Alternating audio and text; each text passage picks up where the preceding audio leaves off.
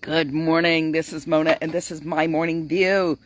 Today, Fall Edition 2025, and it is Tips Tuesday. Okay, let's start out. While I'm thinking what I should talk about, I have a couple ideas marbling around in my head. Okay, some are marinating, some are rolling. First, let's get the commercial out of the way. This is the long version. You found me. If you are watching it right now, or you're watching it today, finish it. Go ahead and watch it. Unless you don't have time. Then I understand. However, come back tonight or tomorrow and go to YouTube. Mona E. Harrison. Different than my Facebook profile. Mona E. Harrison. You'll see my white hair, my beautiful face. You will know you are in the right spot. So therefore, you can watch my videos all the way back to, I think it was March, when I started them on YouTube. And you can watch them on fast speed. So if you don't have time now, perhaps later, you have time to watch them faster. All right. And you get to pick the speed that you want to watch them on YouTube, which you can't do on Facebook unless you're watching on your computer with a speed controller. All right. So go to YouTube, Mona E. Harrison, and hit subscribe when you get there. Okay. Oh, I'm sitting today instead of pacing. See how this works. It's a little muggy. I got my sweater on because it looked like it was chilly, but it is not chilly. And so, therefore, I decided I would sit, being tired and hot.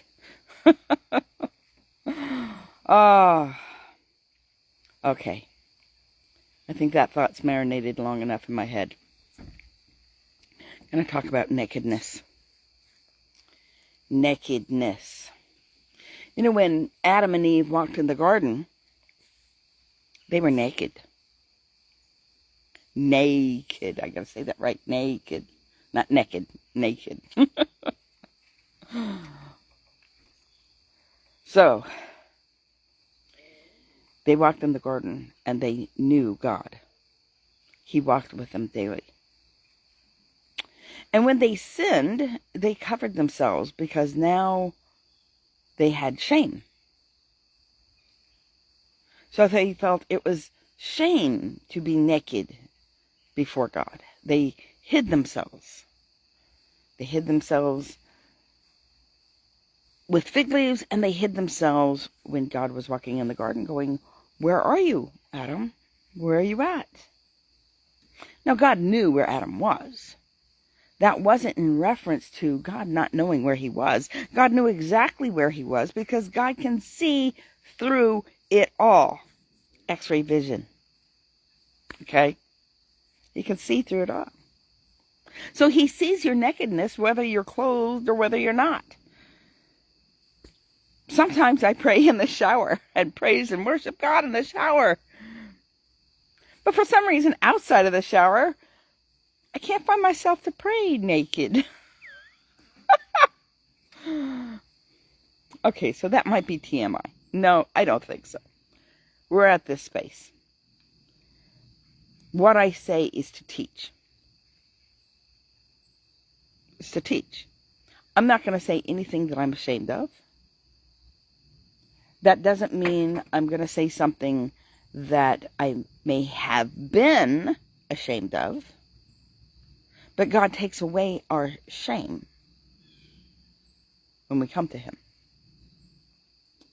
So I can say something that I did shamefully. I may talk about that. Not deep. Anything that I am well, you'll learn why I won't talk about everything in my life. Everything. It has to do with nakedness. All right. So that's the beginning of the whole nakedness thing, is we walked in the garden with God and was naked. We sinned. Shame took place. We tried to hide. We covered ourselves. And with God, that really doesn't matter. But it is a barrier between you and God. But not a barrier that God put there. That was a barrier that you put there. And then God gave them animal clothing. Animal clothing. Do you know what that means? When God gave them animal clothing, an animal had to die. Death in the garden. Death in the garden. And it was from that point on that a sacrifice was required for the atonement of sins.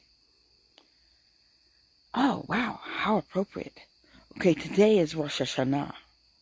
Rosh Hashanah is the new year. Okay? Week-long celebration. Which brings us to Yom Kippur, which is next Wednesday. Yom Kippur is the Day of Atonement. The day they brought sacrifice to the temple to atone for the Israelites for the year. So yeah. Timing. Thank you, Lord. All right. So with that, in the new year, you get ideas of how to improve yourself and improve your life. And this is God's established new year, not January 1st, which is different than the Jewish calendar, which is in like March, April, right? So you have these different time periods. We're coming up to the physical year where everybody's books have to be, spot on and budgeted. And then that prepares you for the future. So there's an atonement that takes place. And at this new year, look at this. You got a week to get yourself straightened up. But who knows that you cannot straighten yourself up? All you can do is bandage yourself up with fig leaves and hide. Now, on to nakedness. Intimacy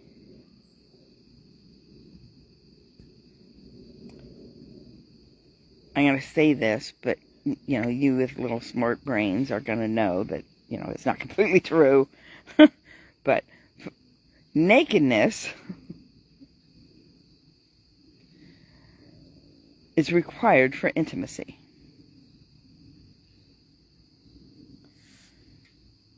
When a man and a wife come together, when a husband and wife come together, and they become intimate, they get naked.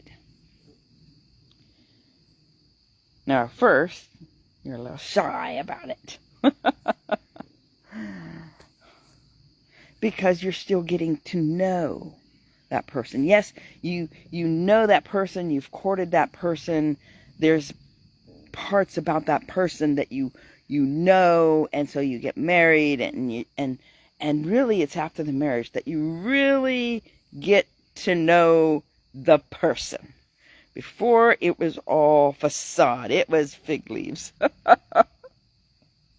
But when you get married, you get naked. You leave the toothpaste cap off. You leave your socks on the floor. You have really horrendous farts.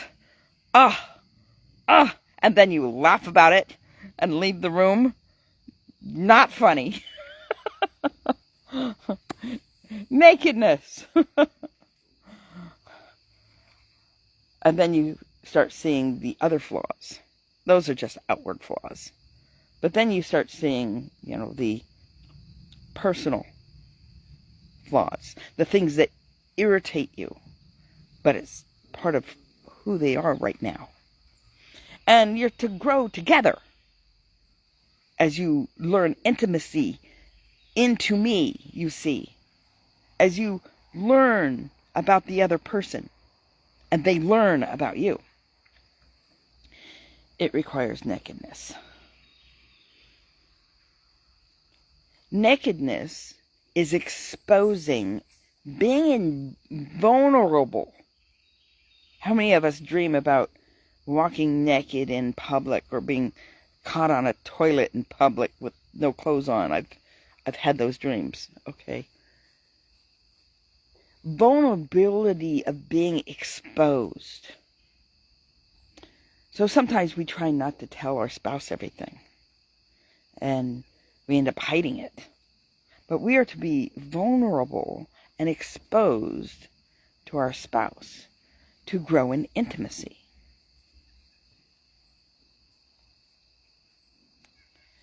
When you meet a friend,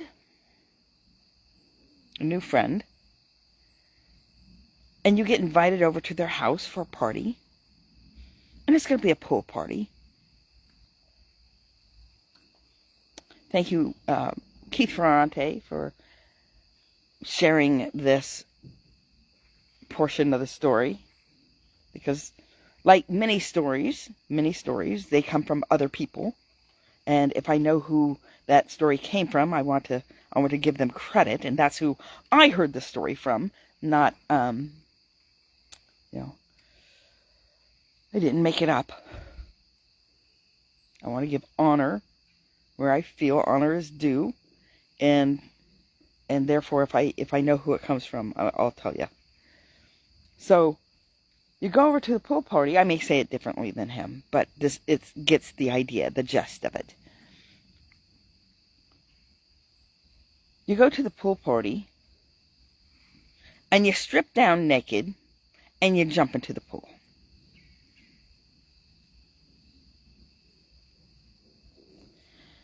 And everybody's left shocked. They're like, oh my gosh. That's way more than I wanted to see today. Sometimes when we tell too much to people that we are not intimate with, it leaves them in shock. They don't know how to process it. And you may lose a friend. You may never be invited to that pool party again, because you exposed way more than you were supposed to. Because friendships have different levels. And you don't get naked with somebody that you are not intimate with. But as you become closer to a friend, you might be able to take off your shoes in their living room during a Bible study. Just hopefully you don't have stinky feet. Otherwise, keep them contained until you're outside during the Bible study, where people can get some fresh air. And you get a little bit more comfortable, and you may take off your shoes and your socks and wiggle your toes around, because you're like, oh, man, feeling a little bit freer now. I have a closer relationship with this individual. If you're a guy and it's hot in the summertime, you may take off your shirt while you're doing some yard work.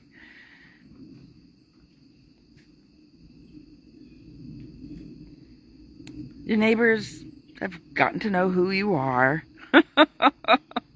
So you take that off. A woman, she may have a sports tank on, similar to a bikini top. Or maybe they'll have a bikini top on. It's hot. Maybe they're back in the pool. Maybe they'll come out to check their mail in their bathing suit. The neighbors know who you are. You're comfortable. It's okay. You're vulnerable. You wouldn't go to the grocery store in your bikini. I would hope you wouldn't go to the grocery store in your bikini, unless it's Walmart. Okay, so there's that. But intimacy requires nakedness. Nakedness requires vulnerability. And you don't get naked with somebody you don't get intimate with. There are some cultures where the men will go into like a sauna or steam bath and they'll all go in naked. That's a cultural thing. We're not talking about cultural things like that. We're talking about intimacy. Getting to know one another. Spending time with one another. God already sees you naked. But in order for there to be intimacy, you cannot hide and you cannot cover up. And I'm not talking about clothing. I'm talking about laying it out here. Laying this out, laying this out. Your soul. You're filleting your soul. And maybe even frying it up. You're laying it out before the Lord. I say, God, this is all I have. This is all I have. And I need this relationship to grow. Just like a marriage. And just like a marriage, everything functioning properly. Hi, little squirrel. Are you the one that's digging up all my stuff? You are a tiny little thing. Okay, I got to share you with people. You see him? He's a tiny little thing. Yes, you are. Ah! A flying squirrel. He's a flying squirrel. He's trying. Hi! Hi there. Drina, leave him alone. Drina, leave him alone. Drina.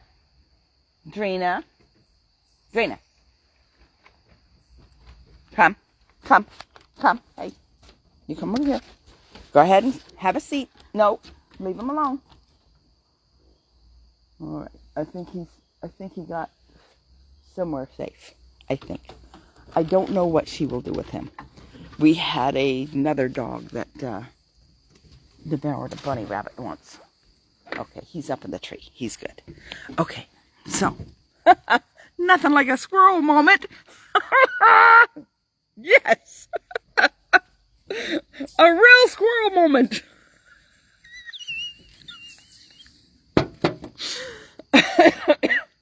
All right. What was I talking about? Nakedness, being vulnerable. It's kind of what this is when I do these live and I do them impromptu and it's like, okay, here we go.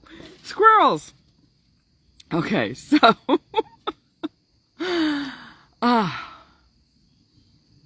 we lay our soul out before God to become intimate. Oh, that's what I was saying.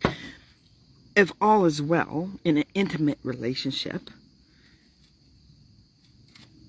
it will bring forth a birth, a birthing, multiplying, multiples, children.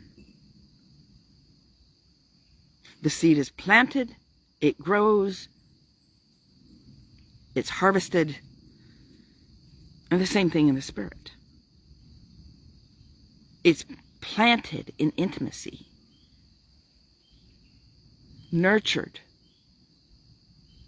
grows, and is birthed and multiplies.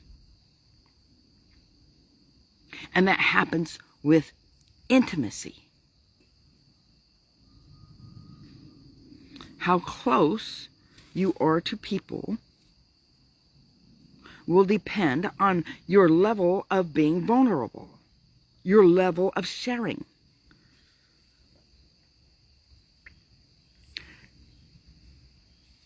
Your intimacy with the Lord requires the same. The willingness to lay out your soul and to be intimate with Him. And then things will grow. All right, that is my morning view. Blessings, everybody. Have a great day, and I will see you tomorrow. All right, bye. Tomorrow, wonderful Wednesday, day I give thanks to the Lord. All right.